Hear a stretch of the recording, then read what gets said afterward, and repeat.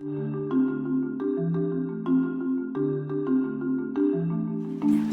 evening, everybody. Welcome to the Hoover Institution's office here in Washington. I'm the director here in D.C. My name is Mike Frank, and I think a lot of you are familiar faces. It's about the 8th or 9th time we've done one of these pizza, pints, and policy events. So thanks for being here, and thanks to our two illustrious speakers tonight. I'll quickly give you quick introductions for them, and we'll go right into a discussion. There are obviously events going on in the Senate today. One thing that I want to point out on behalf of Senator Sasse is let's keep the discussion on the topics here, and any questions about healthcare reform or anything else, we'll wait for another venue. So please, let's keep focused. This is a little vacation from the realities of day-to-day Washington, and we want to value that and cherish that, okay? A 59-minute Sabbath. I like it. Yes, exactly. So real quickly, Senator Ben Sasse from Nebraska, new to the Senate, formerly president of Midland College in Nebraska. He serves on the Armed Services, Judiciary, and Banking Committees. He is a breath of fresh air to many of us who have been following these things for a long time. A couple of quick things about him that I love. One of the first things he did when he entered the Senate is he found some room in the basement that had a desk that was used by Senator Daniel Patrick Moynihan, and that is his desk today. And in that tradition, he has been writing serious books, writing serious articles. He's also done something Moynihan never did. You tweet. I don't think Moynihan ever tweeted. He may have been right about that Yes, choice. I'm not sure if that's a plus or minus. He was a Facebook guy. And he has a new book out which addresses the broad topic of the maturation of Americans from adult teens into adulthood, and are we winning or losing that battle? Charles Murray, who will lead a conversation with the senator, as an esteemed scholar at the American Enterprise Institute, written many, very, very important books, Coming Apart, Losing Ground, among others. I think he has probably set the tone of debate more than most any social scientist has in the last 40, 50 years. And in a way, that's the challenge of every social scientist, is to help define the terms of debate and get everyone talking pro and con about what you put on the table. He has done that, I think, better than almost anybody I can think of. So please join me in welcoming our two speakers, and I'll turn it over to Charles. Thank you very much.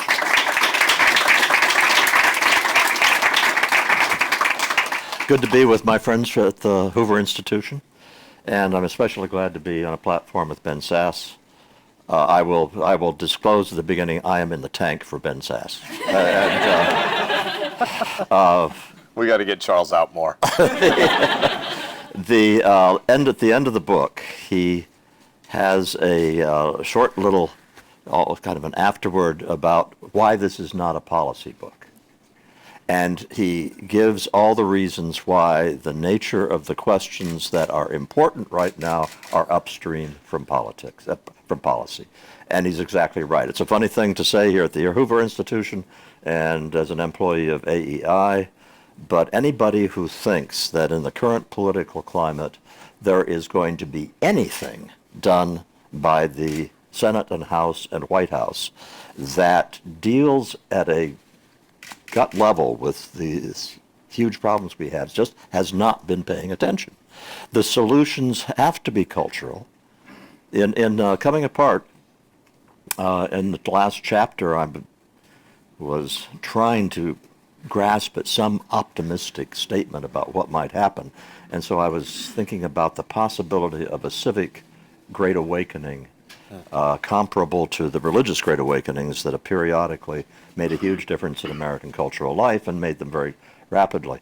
And I guess that what Ben has done with his book, in a way, has given kind of a handbook for how, if you want to participate in a cultural revolution, you can do it. So I'm just going to throw it over to Ben right now to give you a précis of what the book is about, and we will carry it on from there. Well, thanks, Charles, and thanks to you all for having me and making time. There are about 5 things I'd like to unpack in what he just said, but I won't. But I will say, for anybody here who hasn't read Coming Apart, shame on you.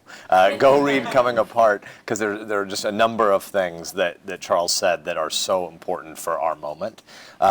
But it is true that The Vanishing American Adult is 100% not about politics, and it's 99% not about policy. There's a little bit about the relationship between schooling and and education, which I think if we don't unbundle, if we don't distinguish between those two, we're never going to get education reform right. We've been trying it for decades to very little outcome. But the moment that we're at has all sorts of, scary cliff diving that we feel like we're doing. There's also lots of opportunity in education at the moment we're at because of the digital revolution. So the distinction between schooling and education has lots of policy implications, and there's a little bit of that in the book. But other than that, this book is not about politics. It is well upstream from that, about where we are in the culture of thinking about how you make an 8-year-old, a 10-year-old, a 10-year-old, a 12-year-old, and a 12-year-old, a 14-year-old, which is just fundamentally not a political question. And so I think the operative distinction for me, as I was sort of wrestling with some questions, partly it was about the fact that we have kids who are 16, 13, and 6. I've been thinking about this book since the middle of the 5 years I spent as a college president. I'm one of 5 people in the Senate who's never been a politician before. So I've been here for 2.5 years, and I started thinking about this book maybe 2.5 years before that. So our kids were, whatever that math is, 11, 8, and just being born. And I noticed that, when you have a 10-year gap between your older kids and your providential surprise, when you're around parents of babies, you're around a lot of people who are talking about how do we parent well. And when you're around parents of teenagers, there's not the same sharing that goes on. There's a lot of worrying, but there aren't a lot of baby-wise books written for how to parent a teenager. And yet, parenting your teenager is in a lot of ways less intuitive and more critical than stuff that is often partly just natural when a kid's 6 and 12 months old. And so I think I was worried about some stuff happening in the college, worried about some stuff happening in the culture, and a parent of a couple of preteens. And I think we at my house discovered the distinction between adolescence, which is a great thing, and perpetual adolescence, which is a disaster. And adolescence is a concept that's only about 2,000 years old. And it's this idea that you go from being a dependent child to an independent adult, and we don't have a cliff when you leave childhood and become an adult. You don't hit puberty and we say, biologically, you're an adult. Now, you have to be totally, completely, independently an adult in every category. Financially, morally, school leaving, household formation. You're an adult. You hit puberty. You have to go be an independent adult in every way. We don't do that. We give people a greenhouse phase, and it's 18 months to 4 years, I think, if done right, to transition from I'm biologically an adult, but I still have all these helps as I transition into the true independent status of adulthood. Perpetual adolescence is a completely different thing, and it's a really horrible thing. And I think we're drifting to a place where it's hard to distinguish 10-year-olds from 15-year-olds from 20-year-olds from 25-year-olds. And this is new in human history. And I think it's important to recover a sense that Peter Pan was a dystopian hell. Peter Pan was not, Disney remade it like it might be great to be stranded in this neverland of perpetual 14-year-oldness. It's great to be 14 if you were 13 and you now get to be 14 and you're 14 en route to 15. It's terrible to be stranded at 14 forever. And we're doing that to a lot of our kids. And I think we need to think more intentionally about how that's happening and what the costs are. Gee, the idea that it's great to be 14 is so alien to my childhood. I mean, I think back, the amount of money it would take for me to be 13 and 14-year-old and a male in a new life is huge. I was miserable. You really think that's, at the time you're going through it, did you enjoy it? I lost a football game in Norfolk, Nebraska when I was 14, and I want to go replay that game. Listen, the chapters of the book, and I think that we ought to hit some of them specifically, and let's not start with education. Let's go to your chapters on the various ways, and I'm forgetting the order in which they occur, but you can tell me the first one, but the work and the travel and the reading and the rest of that. Because each of these, I wish I'd had this book when I had kids that were growing up, because there are lists of things that he suggests you do. I was reading those, and I'd say, damn, I should have thought of that. And I didn't. And if I'd had that book in front of me, I would have used some. So let's go with the first chapter and the first chapter of those Thanks. chunks. Yeah, so the book is 1/3 diagnosis. And if you already agree that we have a problem with perpetual adolescence, just skip the first third of the book.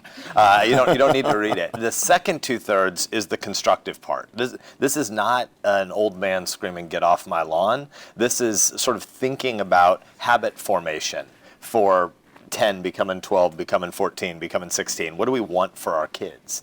And I think, so I organized the second 2/3 of the book, the constructive part, around these 5 habits that you want. And I think one is you want to flee generational segregation. Yes, You want to for get to sure. know your body. You want to get to know bodies. You want to understand mortality. You want to have intergenerational relationships. You don't want to be stranded in a peer culture that's driven just by birth year.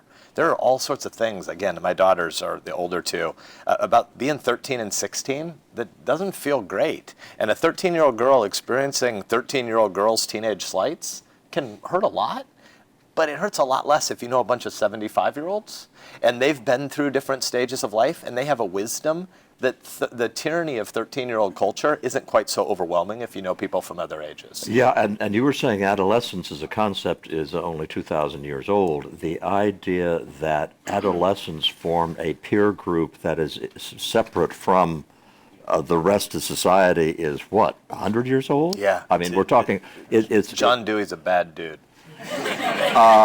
Yes, the dissection of John Dewey is really wonderful. It's vicious, but it's wonderful. And but I also have to say, you're talking about Emile as a book that you Love, hate. Yeah, but talk a little bit about that. Yeah, so I have an Augustinian worldview in terms of what I think about the fallenness of human nature. We all have to, anybody who's not crazy has to make sense of why so much brokenness exists in the world. And there are lots of ways to parse this, and this book is not, heavily philosophical, but at the sort of philosophical starting point to get to a theory of parenting, you kind of have to think, is brokenness in the world ultimately really inside our souls, or is everything fine in our soul and it's just the external environment that corrupts our experience? And I'm Augustinian, so I think the brokenness is deep inside of me. We're so Augustinian at my house, we named one of our kids that. Now, Augustine feels like a theologically heavy name for a 6-year-old, so we call him Breck. We call him based on his middle name, but we're Augustinian at my house. But Rousseau has the opposite theory of why the world is broken. It is the temptations of Parisian culture that make you lust for buying more lace and all sorts of things you don't need. And I think that Rousseau is ultimately wrong on grand theological and philosophical questions, but I think there's a whole bunch about social critique and consumption that he's right about. So even though I don't like Rousseau, I think he's not as bad a dude. He was also kind as of a nasty Dewey. guy in Yeah, terms of his own kids. He wrote this book, The Emile. If you haven't read it, The Emile is a novelized version of how you'd raise a kid from birth to 17. And how did he find the time to write this? It's scintillating. Like, it's a great read. You don't want to put this down. It's like a really good novel. It's not a textbook on raising kids. It's a novel experience of him raising first his son, and then eventually he also bizarrely takes a pause and goes and raises the girl who's going to marry his son at the end. So he gets to courtship in book 5 of this thing. But he writes this 500-page delicious book. Where would you get the time to write a really good 500-page book if you have 4 kids and you're a widower? Because his wife died. He abandoned his kids at an orphanage to make time to write a book about parenting. Like, that's how bad a human being he is. But isn't there a straight line, in a way, between Rousseau and Dewey in the blank slateism? I think we could go backwards and beat up on Plato as well for a while if we want to. Yeah, okay. But let's stick with let's stick with guys within a few hundred years of us. But Dewey also was a great believer in the idea that if we only get the structures right and the social pressures right, we can make kids into whatever we want. Yeah. Which, of all the things which I find, both as a social scientist, just simply wrong, but also very destructive, it has been the denial of human nature. Yes. With regard to what we're dealing with kids. Yes. and the denial of the institutions from which we come and that give our lives the greatest texture. America is about associations. It's about neighbors and neighborliness and friendship and love and family. Like, that's really what America's ultimately about. Our government is about preserving a framework for ordered liberty so you can go live rich lives in all those textured institutions and associations. And Dewey really hated those institutions. I mean, Dewey is opposed to the family. Yep. I mean, if you read him, I mean, it sounds crazy because we have a sanitized version of Dewey as the creator of the modern secondary school, and we all believe in the mission of American public education. That's different than believing in a homogenized form that is supposed to displace the family. And when you read Dewey, not just the excerpts that sort of form the intro to some educational philosophy textbook at an ed school for teacher training, when you go and read more of Dewey, the school as he sees it flows out of a theory where you need to displace the family. He very self-consciously wants to take kids away from their parents and have them in these peer-based relationships in this perfect sanitized institution he's going to build, not just because he thinks great things are going to happen in the school, but also partly and largely because he doesn't want them in the home. He wants the kids freed from their parents because their parents are going to corrupt them with tradition and with a belief in fallen human nature. But isn't technology making the segregation of the kids from from the institution of the family and so forth? Isn't that working on Dewey's side? I'm thinking about the. Well, this is you open the book with some of the comments about social media, but also you have this phrase in there that caught my attention about 24-hour. I can't remember exactly what it was, but the fact is we can entertain ourselves 24/7. Yeah. And I think probably we all recognize that.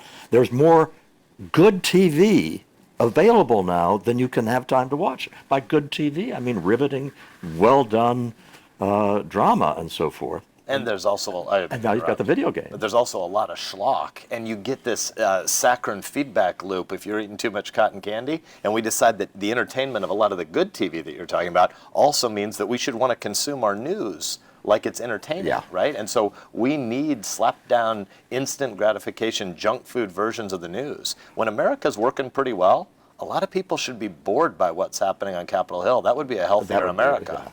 Okay, now let me just push this a little bit further because before we came in here, I was saying our substantive agreement is so great that I think my contribution is to be the pessimist because one of the few statements that I raised my eyebrows at was when Ben said that he was an optimist and our best days are ahead, and I was saying to myself, really? And one of the reasons I said that is think about video games. Think about the degree to which the numbers are already fantastically bad about how many people are spending huge amounts of time of their lives in these games. Now, we are in a technology which is creating virtual reality, which is getting better and better and better. So if you're old enough to think back to Donkey Kong and Ms. Pac-Man, a lot of you in this room are not. Pong. Pong. Well, yeah, we're going back to the dark ages with Pong. But if you think about that trajectory from Donkey Kong to the games we have right now, it is just unbelievable. Okay, project that another 10 years. You're talking about having goggles, all-encompassing goggles, living in a three-dimensional world in which it's much more fun, not satisfying, fun, Yeah. than the life you actually live. It's like Robert Nozick's experience machine come to life, and all of these things, it seems to me, are going to make it orders of magnitude more difficult to take kids and adolescents and integrate them into the multiple age encounters that you talk about. Yeah, we've got a ton of work to do. I completely agree that the risk of the digital world consuming all of our lives into this sort of myth that we can create this idol out of digital consumption that is all satisfying. It is not all satisfying. It's temporarily satisfying and it's addictive. And so that, going back to the structure of the second half of the book, because I think it speaks to this production consumption point. I did intergenerational relationships, develop a work ethic self-consciously, experience a limited version of stoicism, self-consciously work to distinguish between needs and wants, and figure out that ultimately you're a lot happier in life when you're meeting when you're meeting needs than when you're meeting wants, because one of the problems with wants is they're limitless. My belly can just keep on growing. The denominator of what I want is, my appetites never end. Our needs are pretty limited. And so if we start there, and then you think about traveling in a human sense to other neighborhoods and countries and nations and cultures, and traveling in a literary sense to other times and places and cultures. Those are sort of the habits we want to develop. That production-consumption distinction is what I think is missing right now, and why there's so much work to be done. Throughout most of human history, you wouldn't have had 14-year-olds or 16-year-olds who hadn't ever worked. We live at the richest time and place in human history. So a lot of our kids are getting to be years past puberty and have never really experienced production. They've had internships. Yeah, Yeah. We have a lot of artificial experiences. I think Yeah, our yeah. kids, instead of knowing that in the belly distinction between production and consumption, they've had time in school, progressing through ages and years and grades, and then different types of consumption that you do outside your school hours. And so life feels like just a menu of different consumer consumption experiences. Ultimately, those things aren't nearly as satisfying as becoming a worker who's needed. Okay, I do have to say, I don't think you had this in your list of ways in which you can be more stoic, but at least I don't remember seeing it. There is another way I think would be very healthy for people who are saying, what I really want to do is go to college and then get a job with Goldman Sachs and make just $1 zillion and so I could have my private jet and so forth. It really helps to know people who are really rich, in the sense of getting, and I'll give you a specific example. Look, the board of AEI has some people I really like who are also really rich. And so I go to their homes and so forth. And then there are some people, really rich people I've met who I don't like that much, and I've also been to their home. But here's the point I'm trying to make. You go into these huge mansions, 20,000 square feet, the vaulted ceilings, and the rest of that. I'm saying to myself, at first you look at them and it's really snazzy.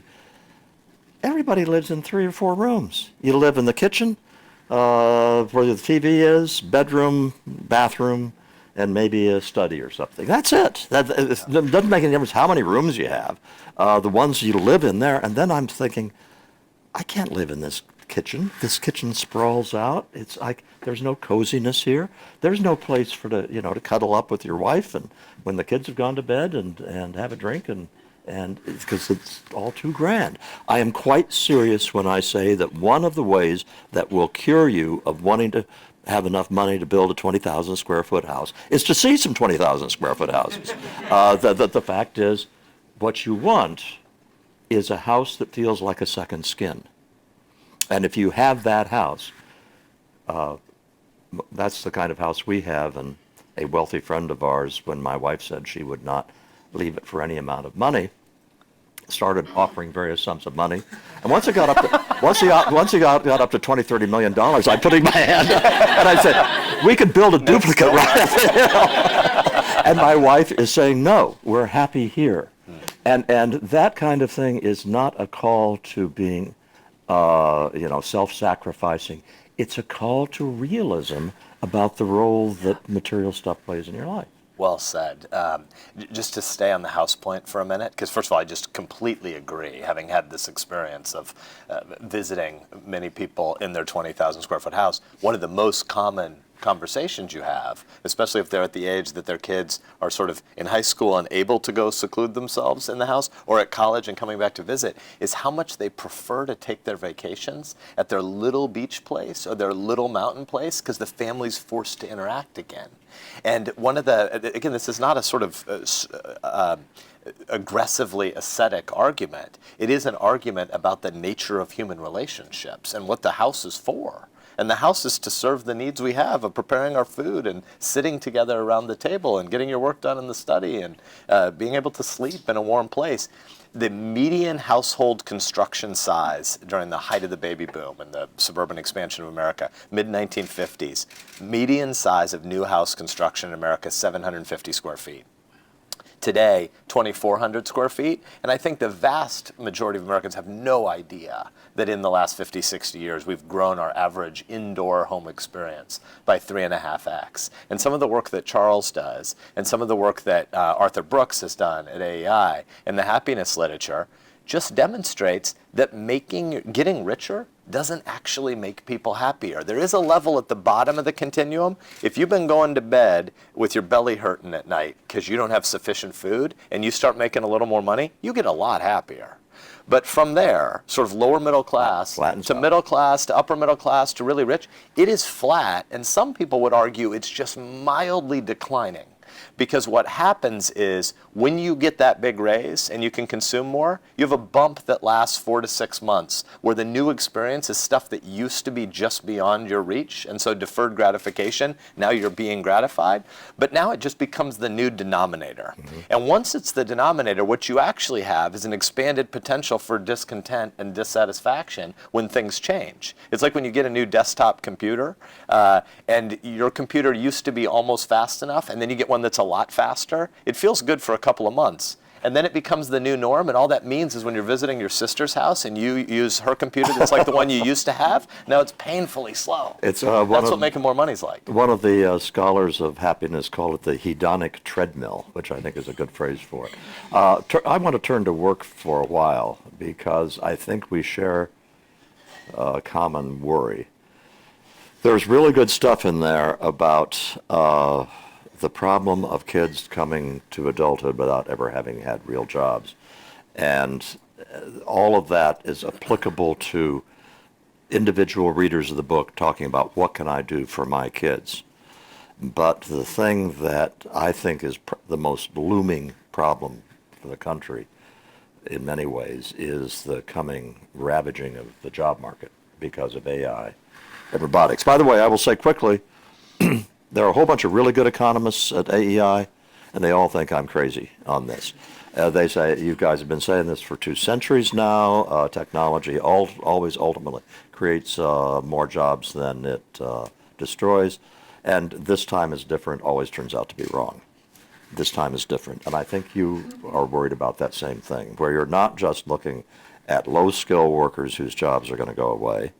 A lot of skilled manual workers, their jobs are going to last for a long time. Plumbers are going to last for a long time. Electricians are going to last for a long time.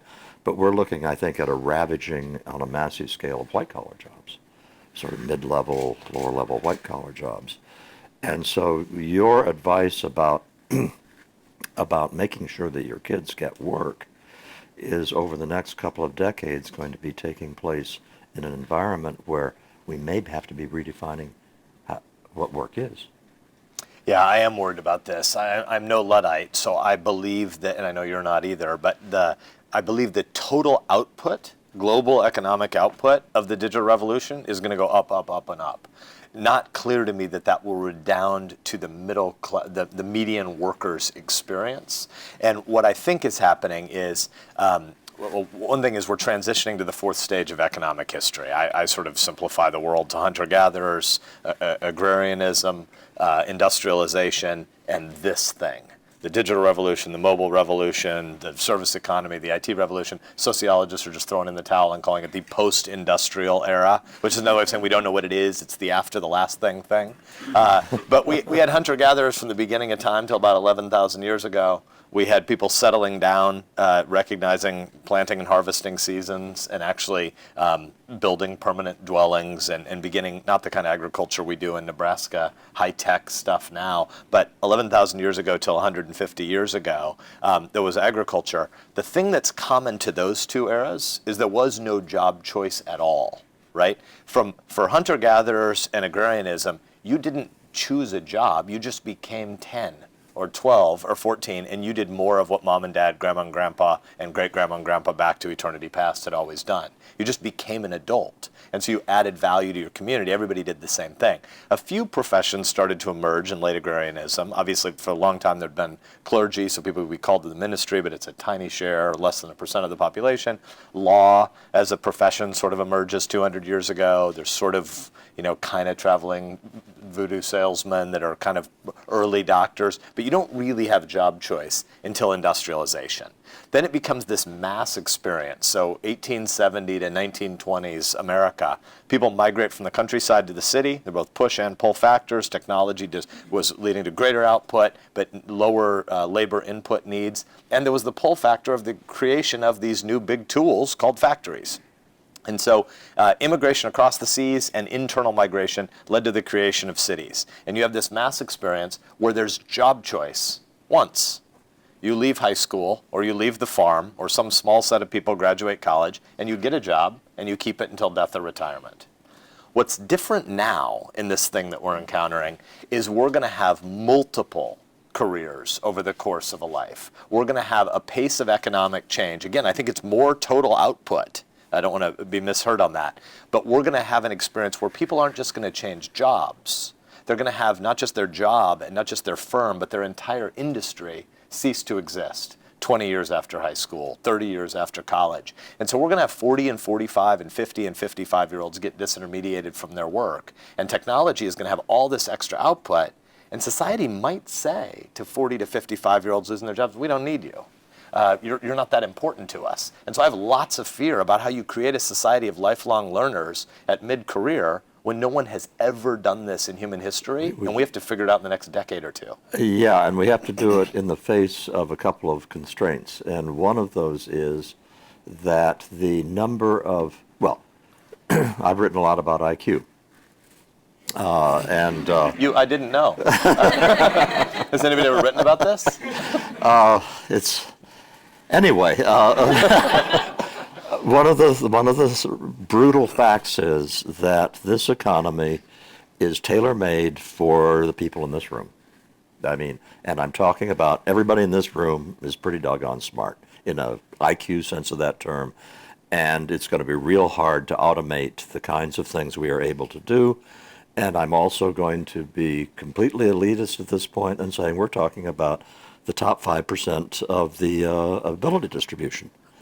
And so it's not just a question of retraining. That we're talking about a job market for which jobs which, let's say, to be technical about it, right now call for an IQ of a little bit above average. You got to be kind of smart because you've got to make a lot of judgments on the job, but they are judgments which are kind of repetitive judgments from a fairly small pool. And those are the kinds of things that AI has not been able to do for the last couple of decades, despite all the hype, and now it is starting to be able to do it. To me, and this is not something you talk about in the book, but I'd be interested in your reaction to it. To me, that you have a very interesting question of whether guys are salvageable in the following sense. As Robert Putnam has documented, and I've written about, we've had massive declines in social capital, the things that hold communities together. And a lot of what you are trying to do with your lists of things for families to do are things that building social capital. Well, it may be that 9-to-5 jobs are going to be disappearing, but we have huge needs for people to lead fulfilling lives building social capital. I will take my wife as an example. She is an Oxford and Yale educated PhD, so she is capable of being in the job market. She is capable of dealing with any kind of technology or economy you want. She has been a full-time mom, and now the kids are out of the house. She's still working. 40 hours doesn't begin to cover it. There's the Literacy Council, there's the Goose Creek meeting, there's the city town council. I could list, half a dozen others where she's busy constantly building social capital. She is a female. And the people who have been building social capital throughout the last couple of centuries have been very largely that population of women. who were raising families and being at home.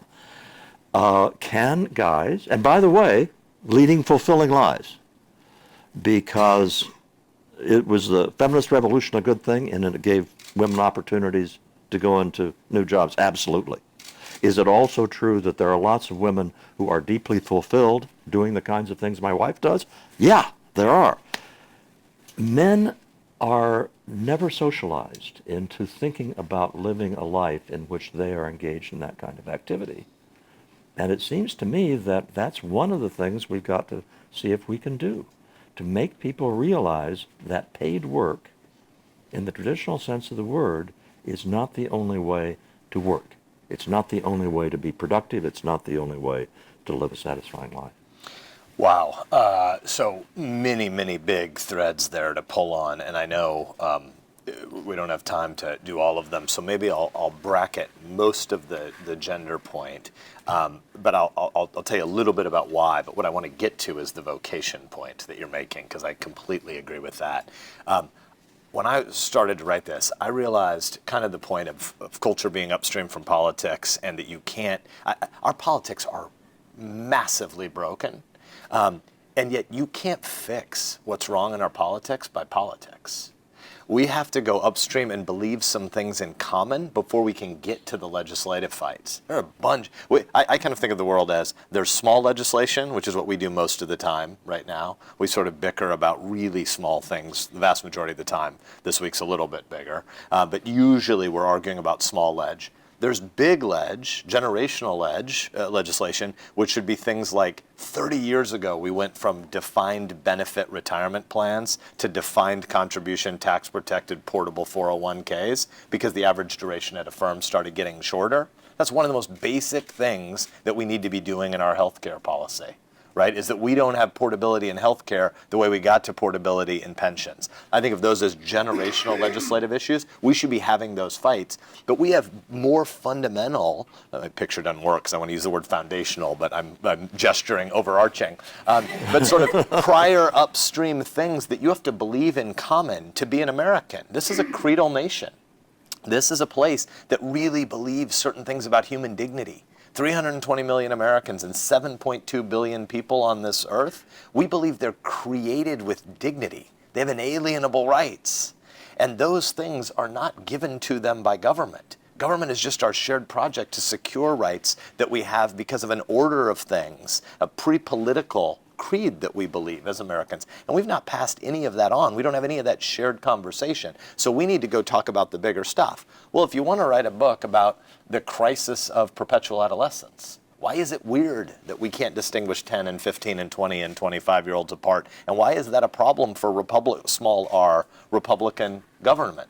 We believe in self-discipline, self-restraint, self-control, deferred gratification. And if you believe in those things, and if you think that can work, if you can have civic Republican virtue, again, small r, Republican virtue, then you don't think the state has to solve every problem.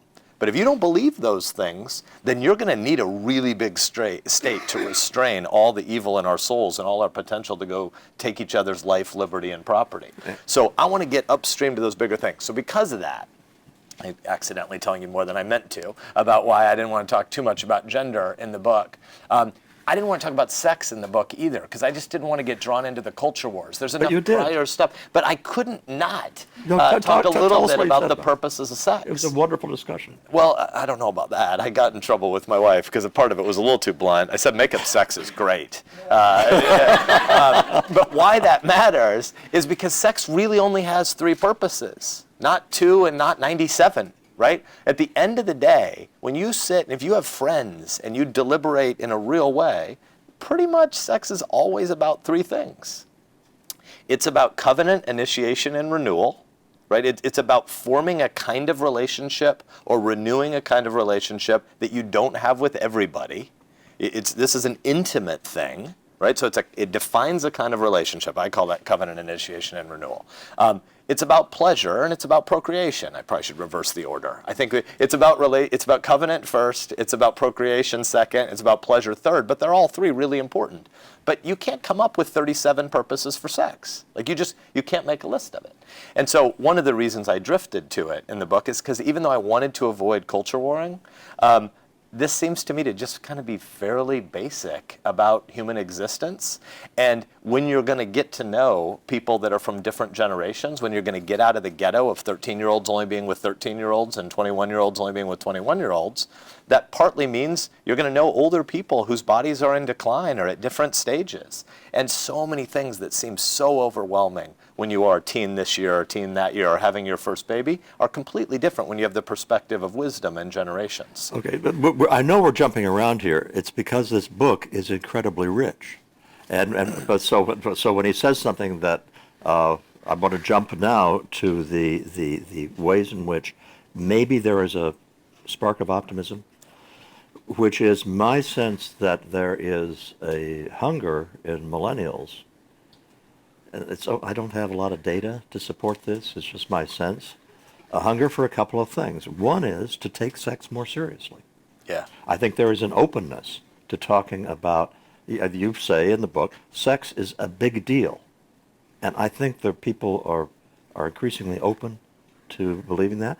I also think that it is odd and abnormal that 18 and 19-year-olds are not really absorbed in the idea of why is there something rather than nothing. What does it mean to live a good life?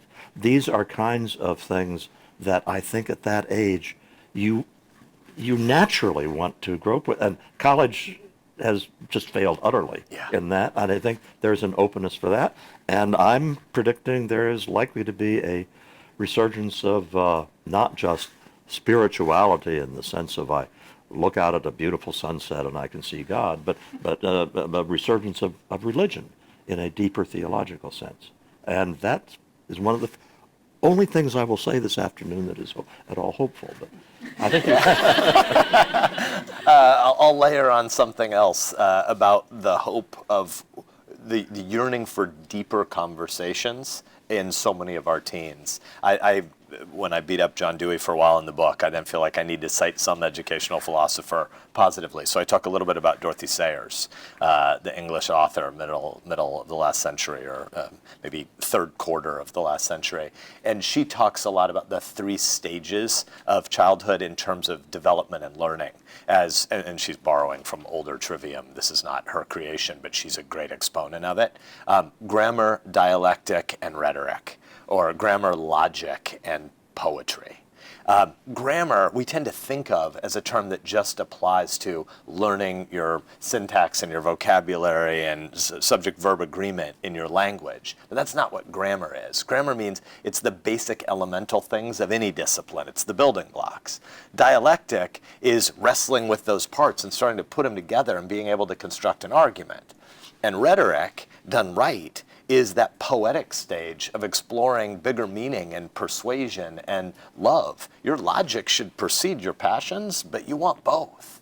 And when you're going through that stage of post-puberty, what we're calling adolescence, it's a time that you're made to separate from your parents' household. And as you do it, you're sort of cutting off a lot of the people who cared for you, who birthed you and reared you and gave you this special cocoon, and now you're going out on your own. You're leaving the nest. And as you do that, it's natural that you need to have an independent identity and wrestle with questions and be argumentative and rebellious and figure out grand questions of meaning. And I think there is a yearning for that. And what you cited Putnam earlier, so many people in settings like this, No Bowling Alone, I would commend just as aggressively his new Our Kids. Yeah. It's a really great book and a good companion to Coming Apart as well. In addition, I think David Brooks has written a little bit in this space with his experience when he was first at Yale or wherever he went and was a visiting professor for a while. And he tried to say, these kids are amazing. I used to teach at Yale a little bit too. And the kinds of things that they know, the range of what our overachieving, upper 5% of today's 18 to 22-year-olds might know, and their achievement in domain after domain after domain after domain. He wanted to praise them, but then he's ultimately really beating them up. And he's saying there's a lot of soullessness in this experience of, I forget what your word was, hedonistic treadmill. This yearning for, hedonic makes more sense. This yearning for more achievement. And what you want them to learn, what we want all of our kids to learn, is vocation. that sense of calling, that sense that I'm made to, in my nature, I'm made to live a life of gratitude by serving my neighbor. I need to be needed. And that's what it means to be a worker. And that doesn't mean, it's not limited to what you're paid for. It's not your paid vocation that is the center of all life. It's your vocations. Yeah. The problem is, and I'm thinking back to 1961 when I was a freshman at Harvard and I took introductory philosophy, which I was very eager to do, and I read the Nicomachean Ethics in the course of this. And whereas Plato's dialogues were lots of fun, the ethics was kind of artificial and archaic, and I sort of learned enough to get through the exam. And I was a 21-year-old who, no, I was an 18-year-old who was, had all the right attitudes toward this, but I didn't walk away from that at that age having learned the truth of what Aristotle was saying. And actually, I only learned the truth of it when I was in my early 40s and I was writing a book about happiness, and I was forced to try to translate Aristotle's definition of happiness into contemporary language. And I'm doing this, and I'm saying, this is really smart. And after a while, I say, this guy is right. But the reason I tell that story is you want adolescents to start to imbibe that at an age of the 18, 19, 20, early 20s, and apply that to their lives, and you don't do it by reading books. That can help, but Aristotle just went right over my head at that point, and I think that it's the kind of embeddedness in the family and in the multi-generational things. Something that the senator talks about at some length there is the importance of being around death as a really important experience in adolescence. Those are the kinds of ways in which this adolescent brain, which leaves a lot to be desired, frankly. The frontal lobe isn't done yet. The frontal lobe isn't done. And the amygdala is going crazy with all that testosterone surging around for the guys. But anyway, it's got to be done through an embedded life experience, and we are in a society where that kind of family is going down the tubes.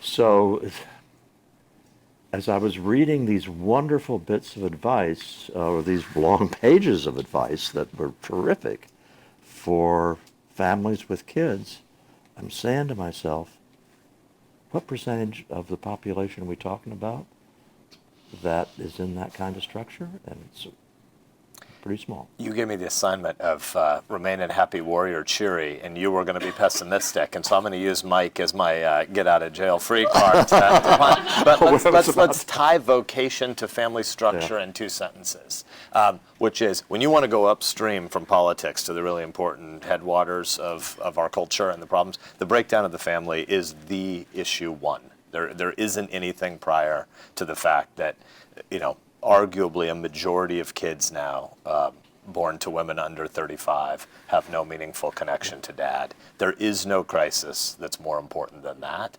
And at the same time, there's lots of resilience in the human soul and in local community, and there are a whole bunch of uncles and grandpas and neighbors and aunts and grandmas trying to fill those gaps. Dad is critically important. That is a vocation that the government cannot displace as much as some of our programs try to do it. And yet, the healing of that is about a whole bunch of people in a local community trying to pull together and exercise vocations that you're never going to be paid for, but they're going to give your life ultimate meaning and purpose. Okay, we're going to try and get a few questions in predominantly for the senator up front before he has to go to do his other day job. Charles, I just think you can audition for the Charlie Rose job someday. I think you did a great job. So we have microphones here, and please put your hand up. See, Henry, one over there. Henry's got too big a brain to give him a microphone right away. Succinctness is good. I just wanted to be a little counterintuitive about this, which is both of you have been talking a lot about social capital, about the primacy of the family, about the supremacy of need over want, but yet the Republican economic philosophy over the last quarter century seems to be devoted to the pursuit of ideals that are precisely the opposite of that. The idea that we have too few people who are willing to work to build that 20,000-foot house, that the incentives are stacked against the person who wants to make a bundle, the idea that we have too few people who are trying to create that video game because it satisfies a want that can create wealth. And I'm wondering, I know Charles has written lovingly about the life he grew up in Waterloo, Iowa, when Newton, Iowa. I'm sorry? Newton, Iowa. sorry. Waterloo's too big. Okay. At a time when know a lot about CEO of Maytag earned a Yeah. much smaller ratio to the average person at Maytag than is the case today, does somebody who's serious about trying to restore and return to those values need also to think about the way in which a economic philosophy that has become regnant in the Republican thinking is in some ways militating against that on the margin, in some ways, even in the rhetoric, building the ideas that are denigrating the ideas of community, family, selflessness, and discipline?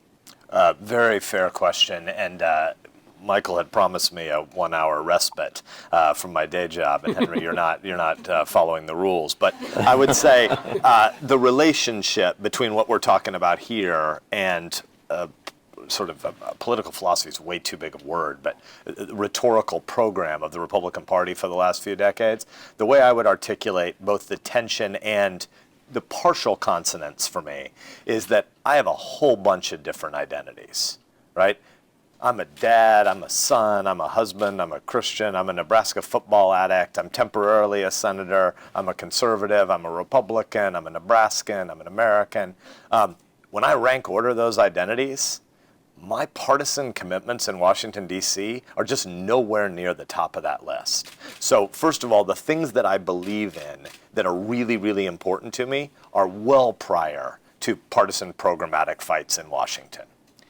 Now, once you get down to Washington, as a Federalist, as somebody who really deeply believes in a differentiation of power, a separation of powers, both vertically and horizontally, between states and local governments versus the federal government, and inside the federal government, separating legislative from executive from judicial functions. At that point, I'm highly skeptical of Washington's ability to build programs that are going to solve many of these problems. And so I'm a small government guy on small to medium-sized government fights in Washington, D.C. But I think of myself as much more a localist communitarian than I think of myself as some sort of, libertarian-leaning national politician. Like that's not what gets me up in the morning. It's not why I go away from my wife and kids 4 or 5 nights a week. I bring one of my kids with me a lot of weeks, but usually she's just the one that's in trouble. So I'm leaving the idyllic bliss of home to come here because I'm a one cheer for federal government kind of guy. I believe government is essential. It has all sorts of necessary functions, but I want to displace. I have this job for a while because I want to displace people that might be 2 or 3 cheers for federal government kind of people. But now when you get back to what really matters in the neighborhood, which is far more important than the political programs of Washington, D.C., I might have a lot in common with somebody who's much further left on the spectrum about what should happen in our neighborhood. Thank you. Do you think these values apply to everybody across the country, or do you accept the narrative that America has become very divided between, on the one hand, so-called coastal elites, bastions of liberalism in big cities, versus, on the other hand, more sort of Trump country, so to speak, rural areas, much more conservative? And is that gap growing over time? So I do think that there's a lot happening in cultural polarization and political, sort of urban-rural, and then there's political polarization between these two parties. But at a fundamental anthropological level, I think almost everybody interesting I've ever had a long conversation with can answer the question, where'd you get your work ethic? What's the first hard thing you ever did?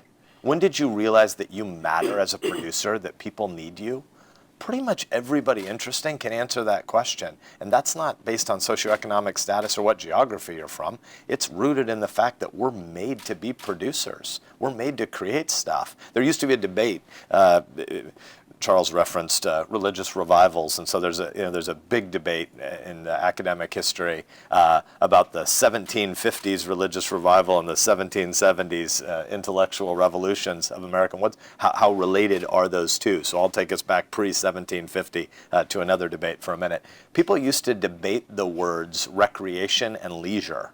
Leisure was a bad word for a lot of people, and who cares what word you're actually using? A rose is a rose, whatever name. But what matters is what recreation was getting at is that most consumption done right has as its purpose the refreshing and the revivification and the restoring and the recreating the recreation of you so you can go get to working again. Because work is what satisfies you, because it means somebody needs you. And I just think that's essential to humanity. I don't think that's about one or another political program or one or another geography. But I will admit, and I'll stop here so I don't go too long-winded, I will admit that because I come from an agrarian place, I don't know exactly what that looks like lived out raising kids in cities. I didn't grow up there, and I've not raised any kids there. So I have a lot of anecdotes in my telling that are about shipping kids off to cattle ranches and wearing a glove to their shoulder because they got to do pregnancy checks on a cow. And it's disgusting. And my 14-year-old, when we shipped her off to the ranch for a month last year, it was disgusting. And she didn't like it. And she loved it.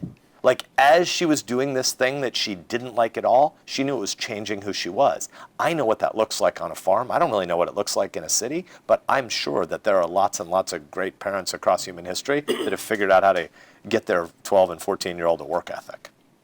Thank you for coming, Senator. My question is, it seems that the real backdrop for the textured communities that I think both you and Murray praise in kind of the mid-century America, which was the foundation of stronger families back then, was having very economically mixed communities and neighborhoods. And obviously, a lot of that depended on things that we don't want to go back to. So obviously, segregation kind of forcing lower income and middle income African Americans together, ethnic communities like Catholics, Italians, and Poles still kind of marginalized from American life broadly.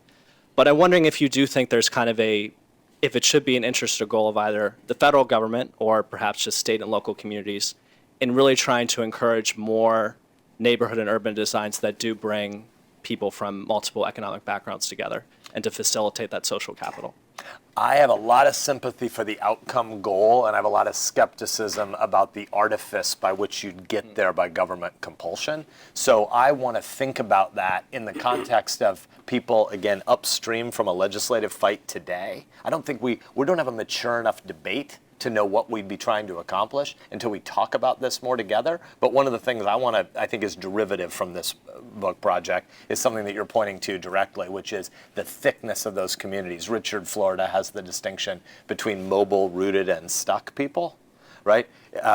You all are mobile, and more of America is becoming mobile. And that's a blessing from economic largesse of our time.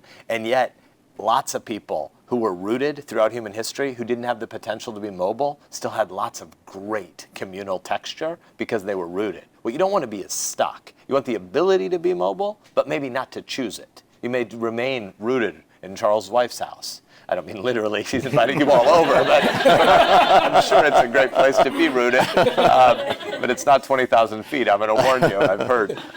But I do think some of what we're struggling with right now is the crisis of loneliness in suburbia, exurbia, because we've got so much choice. And overchoice really is a thing. And maybe to Henry's point, I don't want the government to take away our choices, but man, I want to limit my own choices a lot. We're getting better at our house at locking up our phones because our phone gives us access to every library and every place and all the data and the history of the world. And it turns out, if you take that phone to the dinner table, what you might be telling your spouse or your kids is you're kind of interesting until something more interesting comes along. And I actually love them the most. So I want to lock up my phone. I want to take away my choices. I want the government to mandate that I can't have my phone in my house. And so I think some of that hunter-gatherer to agrarianism to industrialization to this digital mobile economy layers with the ways of neighborhood in human history. Nomads. They had thick community. They were changing place, but you knew you could distinguish between your fourth and your sixth cousin. There was thick community there. Agrarianism, those are the Tocquevillian villages of New England that created America. right? Industrialization, Teddy Roosevelt and Woodrow Wilson both worried that America was going to die when people left the countryside and went to the city, because you'd have anonymity, you'd have overchoice, you'd have no known relationships, you'd have no accountability, there'd be no textured thickness. They were wrong. It's great that they were wrong. Republican and Democrat were both wrong about the American experiment not working in cities, because they didn't envision what would rise in the ethnic neighborhood. And so the problem, to your point, is that the ethnic neighborhood had all sorts of downsides in dividing us, but it also had the texture of new people who knew other people and who had accountability. What we've got now is a placelessness that's producing, I think, a crisis of loneliness amongst us. And we need to be able to wrestle with that problem well before I know what the governmental solutions might be. Hello. Thank you, Senator. A question just bringing together a couple of topics that you brought up this afternoon, or this afternoon, on robots, on work, and on vocation. As an alum of Jesuit education, I certainly appreciate the sense of discernment, the importance of that. I worry, though, with the coming AI revolution, that if you have a sense of vocation, the struggle in just getting a job is something that might limit you from actually pursuing your vocation and carrying it out. And so I'm wondering if you could just talk about how you see that and how you're able to create a sense of culture to allow for people to still pursue their vocation even in the midst of robots? Yeah. And then to what extent can a UBI, for example, given that there's I knew we were going there. to what extent can that help, and where does it still fall short in this type of goal? Yeah, so I am getting the hook from the back of the room. So I'll say two things, and then I'll pitch it to the best proponent of UBI around.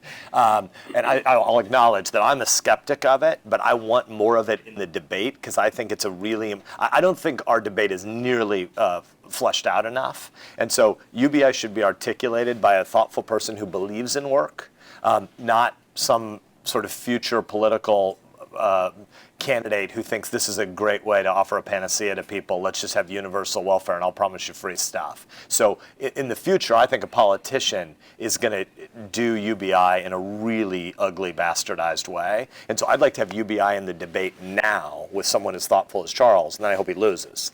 I'm going to, when I leave, why don't you go there next, because I think Charles is going to stay for a little bit longer, but I'll say two things. The first is, I am very worried about this sort of mid-career disruption that's coming. That we're entering a world where almost everybody should be raising their kids as if you're going to be the 40-year-old gal or guy who gets your job offshored. Right now, if you're 45 or 50 or 55 and you lose your job, if you're downsized, by and large, you never get employed again. That's the base experience right now. I think the opioid crisis is one of many echoes of this other set of problems that we don't grapple with very well.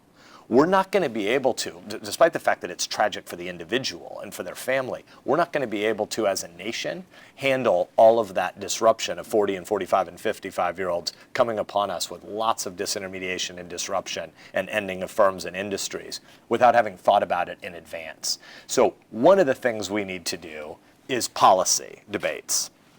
What does mid-career job retraining look like? What are the government's sort of portable educational benefits? And a lot of this, Charles will say, I think, is too naive, that this won't actually work. You're not going to train people who got offshored by a certain job when they're 45. They're not going to become the super coder that's going to go do this other job at 48. So there's a lot about that we haven't even started to think through. There's a policy set there. Number two, though, we do have to have the plural understanding of vocation that you in a Jesuit institution would understand and that Charles was speaking to about his wife. So much of America has always been about people building and restoring and revivifying all of these plural institutions that we live in. One of the things that produces loneliness now is how little overlap there is in our lives of people in institution A, B, C, and D.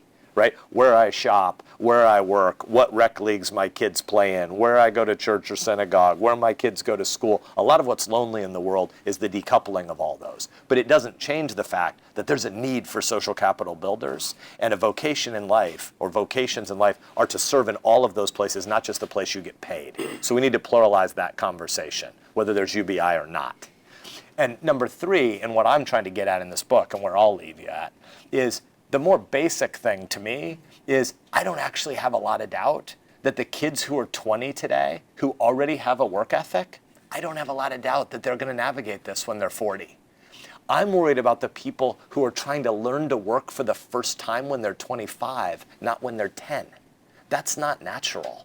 We're made to produce. And I think parenting an adolescent, parenting a teen, is like a training wheels removal exercise. Training wheels are never the goal. You don't put training wheels on your kid's bike because you want them to have training wheels. You do it because you're trying to help them learn to ride a bike, and your goal is to figure out how to take them off. We don't actually do training wheels at our house. The only time I bubble wrap my kids is I'm kind of a freak about teaching kids to ride a bike and water ski. I just enjoy it. And so I do my kids and my nephews and my nieces and the neighborhood kids. And when a kid's 3, 4, I think you should be riding a bike now. We wrap them in snow gear, right? Like you put big winter coats on them and ski pants and a hat.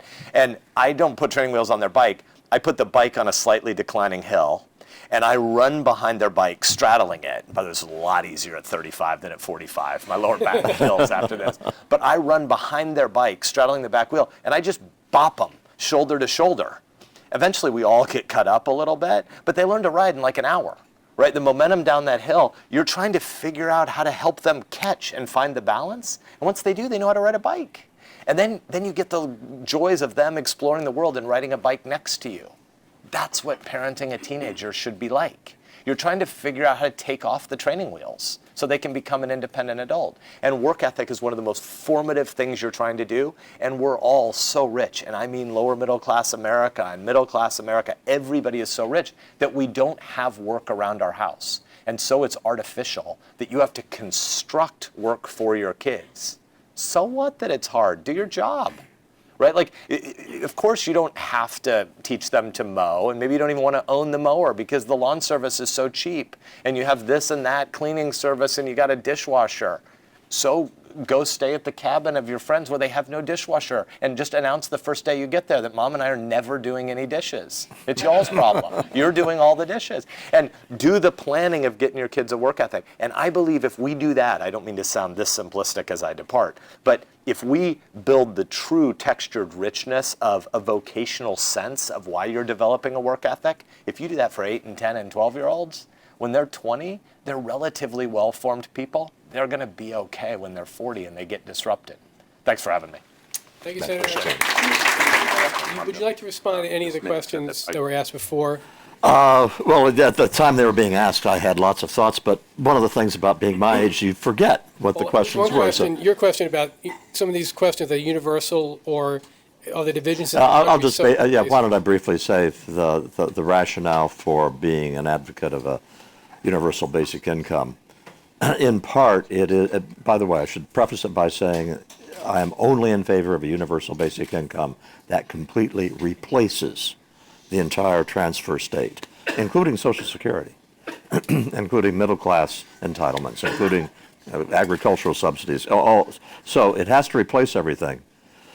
And I have a practical rationale for that, which is that it's one way to get rid of involuntary poverty immediately, something we have been utterly unable to do with the welfare state of the last 50 years. We still have millions of people below the poverty line, and forget about what you think of the poverty line. We have millions of people who are living in destitution, and if you have a universal basic income, you basically make it really easy for everybody to live a decent life if they are able to cooperate with one or two other people, and if they are willing to make minimal kinds of efforts that are basically open to everyone. That's the practical reason for it. The reason that is really driving my support for universal basic income is that it is a way to restore moral agency to people, so that if it is known by everybody that everybody else is getting an electronic deposit on the first of every month to a known bank account, that creates a very different dynamic from the one we have now, where people who are at the bottom of the income pile can plead helplessness. And I use the example of the guy who's living with his girlfriend. He can't hold on to a job, and he's feckless and all that, but he's sort of pathetic, and and he gets away with this. Well, if there's the universal basic income, all at once she's in a position to say, honey, I think that you need to kick in for part of the rent. And it's harder for him to say, well, no, there's no way I can do it, because she can say, well, actually, you can. Or similarly, somebody who is drinking up his monthly income 5 days before the end of the month, his friends and sisters and brothers and parents and all the other people who know him can say, well, we won't let you starve in the streets, but it's time you get your act together and don't tell us that you can't do this. And I imagine those kinds of interactions happening millions of times a day around the country. And I think it might be one way to jumpstart civil society again. I can envision all sorts of really good things coming out of universal basic income in terms of also, for example, restoring marriage. But now these are all arguments that I have to make at length in the book, because a lot of them are not intuitively obvious, and a lot of them, once you read the book, you'll still think are nuts. But to me, given a situation in which we're facing the revolution in the job market we are facing, and a situation in which we already have a large class of people who are out of the labor market, who are already doing all the things that people say, oh, it's what'll happen if you have a guaranteed basic income. I think it's the best of the alternatives. Okay, on that note, I think, Tim, you want to ask one quick question? Tim Kaine, Yeah, an esteemed economist at the Hoover Institution. so you gave me up already. As an economist hearing this talk, and we should tell everybody, your book, I believe, was called In Our Hands, and in it describes the plan. So I reviewed that, whatever it was, 10 years ago, and you converted it. So I buy into it, UBI, for these agency reasons. And the thing I think most people miss is we have a whole set of programs aimed at ending poverty that in fact trap people in poverty. And you eloquently make the case, it's all about the work incentives. And a UBI equalizes those work incentives instead of creating perverse disincentives. What disturbs me as an economist, though, is to hear you making the case that this is needed because of the hollowing out of jobs. I mean, this is the same argument made against immigration or against trade. Now it's being made against capital equipment, fundamentally. And yet capital equipment has liberated us for 1,000 years. So I'm making that case, but I wonder if you could respond to that notion that it's the economists lament, that there are things that happen in the economy, and it's almost like being a weather forecaster. And folks like Senator Sasse will say, well, look how the economy's distorting this or that. And it's not us, and it's not even the economy, it's these really stupid government incentives that have been perverting work for now 50 years. Yeah, I agree with all of the things you've said about policy and trapping people and the rest of it. Among other things, the UBI liberates the serfs. Right now, if you are in the welfare system in New York City, you are not going to go to a town 200 miles away because they have jobs. You are taking a huge risk because you've taken a long time for you to get into that welfare system. I agree with all those points. I am completely persuaded that AI has passed the inflection point. It's been creeping along like this in terms of its power. It's been overhyped, and the last year has seen a couple of examples, stunning examples of what's in the works. One of those is Watson, the program that beat the Jeopardy champions. It's now been put to work diagnosing and establishing treatment protocols for cancer. And there are something like, a couple of 100,000 technical articles and reports on clinical experiments and so forth every year that come out. Watson knows all of them. And it now, basically, here's the way they describe Watson's capability. You're way better off with Watson than with a mediocre oncologist. With a simply good oncologist, you really want that Watson to be in the museum because Watson is so good. Watson is already There's dozens of cases in which it's only Watson which identified what the cancer was, only Watson which identified the treatment protocol that would work. And even at the tops, Sloan Kettering in New York City and the very top hospitals, one of the physicians there described Watson as a trusted colleague. Okay, the other example is Go, the Japanese game of Go, which is infinitely more difficult to program to win than chess because it's a much more intuitive game. And it was thought as recently as a couple of years ago that we were looking at another decade before you had a chess program, a Go program, which could beat a seriously good Go player. Well, you have a program which has beaten the best Go player in the world 4 games out of 5. How did that happen? Here's the scary part. It did not happen by writing a program to play Go. It happened by writing a program that allowed the computer to teach itself how to play Go. So the computer gets the rules of Go and gets 50,000 games that have been played in the past, and it uses that database to start playing games against itself. Millions and millions and millions and millions of games, and it's now the best in the world. That is a generalizable thing. You now are at the point in which computers are able to make very sophisticated, intuitive kinds of decisions. To me, there are so many jobs that are put in jeopardy by that, it dwarfs the number of jobs we're going to lose to driverless cars. But there all by yourself, you're talking about millions of jobs which are going to go to driverless cars and trucks. I am one of those people, and there are lots of people who disagree with me, who think that the magnitude of the revolution in the job market is going to be not just unprecedented, but qualitatively different from anything we've seen before.